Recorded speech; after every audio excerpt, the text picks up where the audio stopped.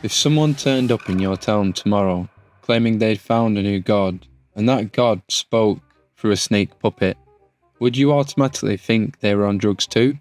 Well, in the 2nd century AD, one bloke did exactly that.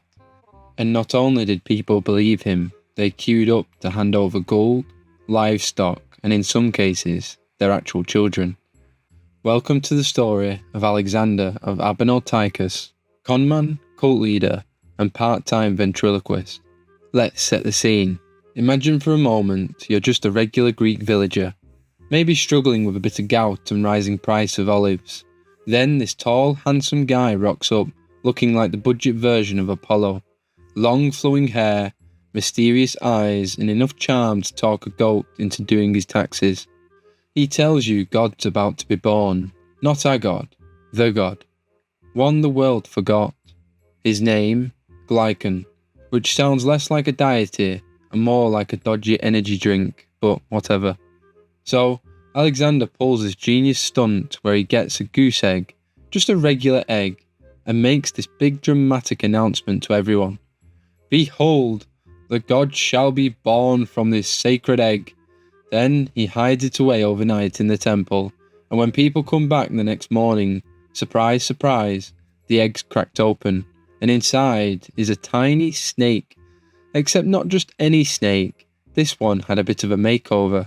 He'd attached a wig onto it, glued on a paper mache head with human features and sewn on eyelids. It was less of a miracle and more of a school art project.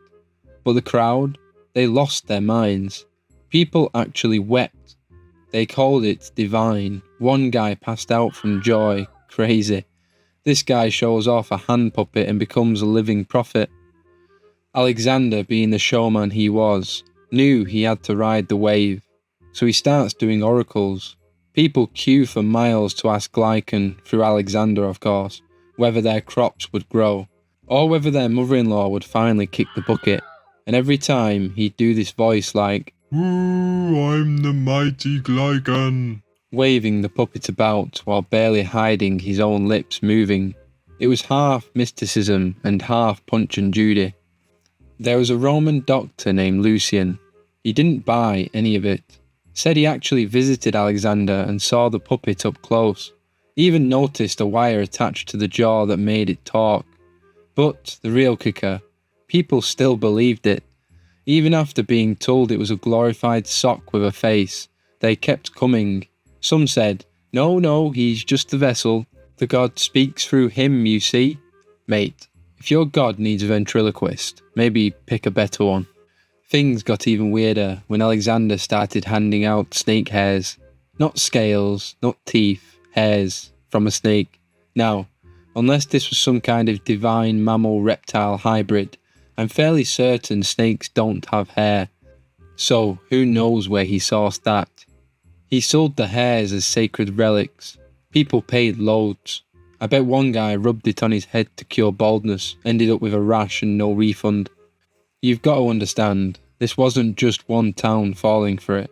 Even some Roman officials got involved. Governors, generals, they all lined up like it was Glastonbury, hoping Glycon would bless their campaigns or give them lottery numbers or something. And it wasn't all harmless either. He started giving medical advice, predicting plagues, even telling pregnant women the fate of their unborn kids. Your baby will be a soldier, yours will bring you shame. Can you imagine being 6 months pregnant and hearing that your kid's going to grow up to be a disappointment before it's even been born? Eventually, Lucian, the Roman skeptic I mentioned earlier, tried to expose him, proper investigative journalism 2nd century style. He gets death threats, of course. Alexander doesn't like the attention, so he calls Lucian a heretic, tells the crowd the gods will smite him down. Spoiler, they didn't. Lucian lived to write about it, and thank God he did, otherwise we wouldn't have this comedy gold. In the end, Alexander died of natural causes. That's probably the most disappointing part of the whole story. You'd think someone who conned half of Asia Minor with a sock puppet would get struck by lightning or choked by his own fake god, but no. Just old age, comfort, and probably a smug grin on his face. But his cult? It carried on for decades. People genuinely prayed to this DIY serpent for years, and it just makes you think, how many things do we believe today that started with something going, "Oh, I've got an idea," and a wig, and a snake? So, what do you reckon? Was Alexander a really confident liar with access to arts and crafts? Or do you think he actually believed in his own God? Sock God. Cheers for watching. Don't forget to like and comment, and if you're enjoying these true stories, click the bell so you can be notified for more. And next time someone tells you they've found God, check their ankle for a missing sock. I'll catch you in the next one.